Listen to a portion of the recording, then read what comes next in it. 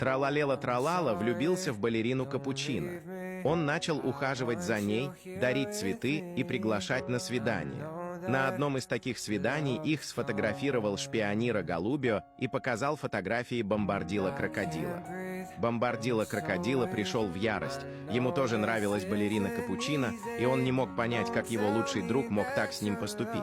Он приказал Шпиониро Голубио следить за ними и докладывать обо всем. Однажды вечером Тралалела-тралала шел с балериной Капучино после очередного свидания, и там их уже ждал Бомбардило-крокодила.